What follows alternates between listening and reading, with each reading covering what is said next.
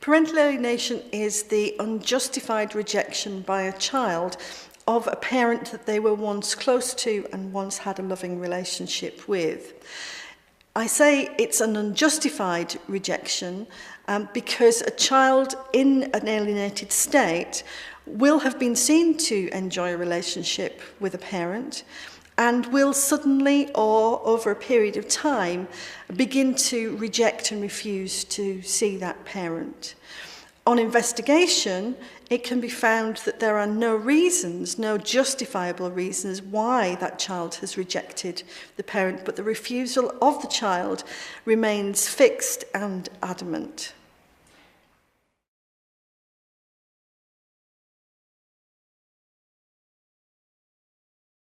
It is relatively easy to spot if you are aware of the signs of alienation.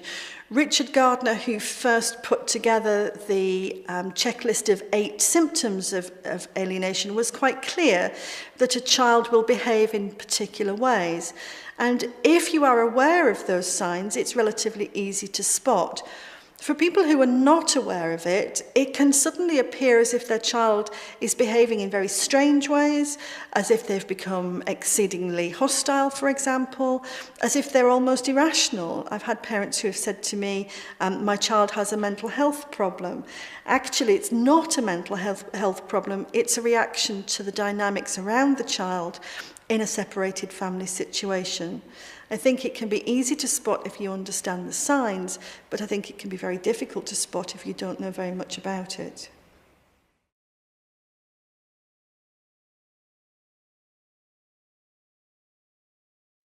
The challenges for the courts in doing something about parental alienation are manifold.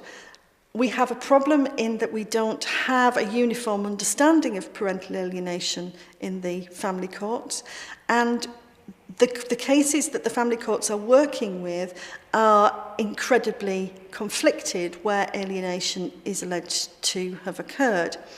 The court system can quite often be a blunt instrument used to tackle what is actually a finely nuanced reaction in a child. And so I think finding the right treatment routes, finding the right diagnosis routes, and in many cases, really educating the court system about parental alienation, about how to diagnose it, how to recognise it, and how to treat it are very key issues.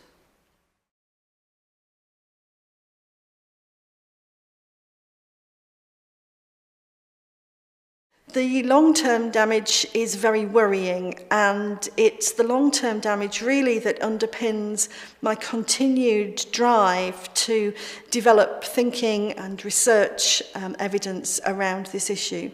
I've worked with children in separated families now for 22 years, particularly over the past 7 years I've worked with children who have been alienated.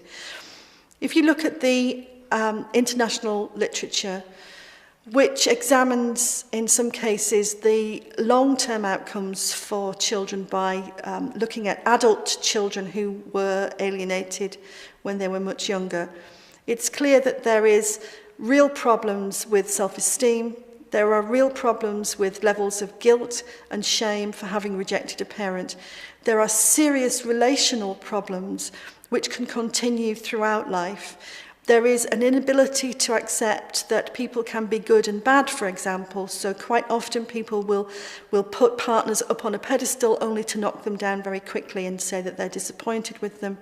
And at the very extreme end, which I am aware of through my work with child psychiatrists in this country, we get some very serious impacts, particularly amongst young men, it seems, suicide, harmful behaviour, risky behaviour, inability to really adapt to the transition from adolescence to adulthood. My worry is if we don't do something, we are going to look at another generation of children who will struggle to cope with the rejection that they experienced in their childhood.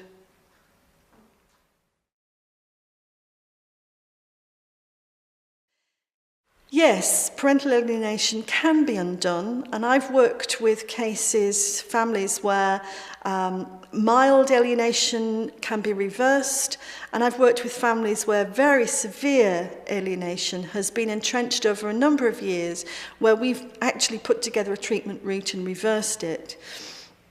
The key issue for me is not whether alienation can be reversed. It's whether or not we can get enough services to prevent it before it starts, which is by far the best remedy, or whether we can convene enough family services to help a family where alienation has been present in a child to reconfigure the dynamics so that it doesn't return.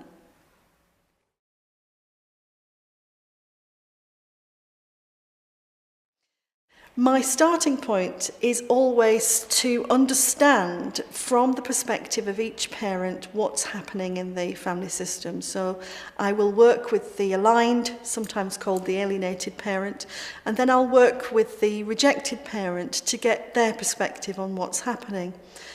Then I'll also work with the child, and my key focus always is to understand from the child's perspective, what is it like to live in this family situation? What has gone wrong? What are the pressures that have caused me to reject? What are the behaviours that are contributing to my fixed position?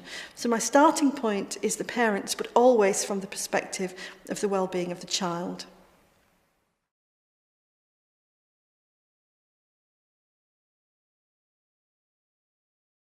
I'm very optimistic, actually. When I first started 5 years ago, it felt like a very, very big mountain to climb.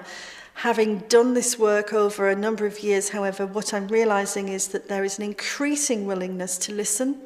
There is an increasing awareness amongst frontline professionals, early years workers, solicitors, family support services, that family separation damages children, and that without support, many families struggle to adapt to post-separation relationships.